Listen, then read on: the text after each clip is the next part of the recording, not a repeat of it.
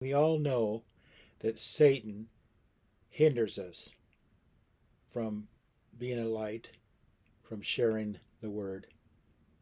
From time to time, he can hinder us, and he does through family, through friends, unknowing to them, but they can hinder and keep you from sharing the scriptures. How do they do that? By you spending time with them in vanity, things that don't matter. And they take away your precious time that we're to redeem the time because of the days that are evil that we're living in.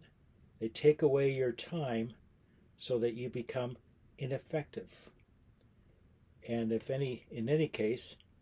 some cases, totally not effective, where you don't do anything, you do not present the gospel in any way, you do not shine your light in a dark place. So here we are, almost going into February 2024, and taking a look at Isaiah 30, verse 7. Their strength is to sit still. Part of a scripture I took out. This is a depiction of a church, a teacher, and the people listening line upon line, precept upon precept, over and over, until they are so starved from the living word of Christ, they die and they're dead. They don't know it. So they keep coming, and the person who is elevated to be teacher is also dead. And so it's like the blind leading the blind, the dead speaking to the dead in traditions of men, going nowhere, dead, like dry bones. And then we cross-reference into Matthew 15:9, teaching for doctrines the commandments of men. That's what will kill a congregation. And they don't know it. They will not know it. That is why we are to come out of her. Come out of her, my people. Touch not the unclean thing. The unclean thing is death, is flesh, whited sepulchres, full of dead man's bones. Come out of her, my people, and I will be your God.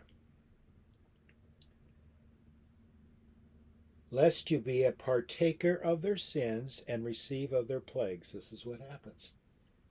The teacher's dead in trespasses and sins and doctrines of devils, teaching for doctrines of commandments of men, putting weights on the shoulders of the people so that they cannot even stand up, and then of course pluck out the flesh and the meat of the people, and so that they are totally void of any meat or flesh on them. Spiritually speaking, the righteousness that they might have had has been eaten away through the teaching for doctrines, the commandments of men.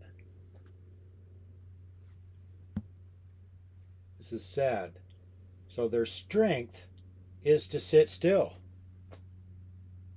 They have no strength to walk after the Spirit. They have no strength to soar like an eagle. They have no strength in temptation. They faint every time to fulfill the lusts thereof, of their flesh. And they have no flesh left. They're dry bones. This is the boneyard assembly of the gods. This is what you see in the Spirit. Dry bones. Can these bones live? And the prophet answered the Lord, Lord, you know. You know. So the Lord says to the prophet, prophesy. when the prophet prophesies, the bones begin to rattle and shake. And they begin to come together, and the sinews connect the bone fragments, and the muscles and the flesh comes upon it. These bodies that have been dead for so many years. And they become a mighty army, the army of God. They've been scattered and battered, left bleeding and tattered. And God has gathered them together to fight with him in the battle of Armageddon.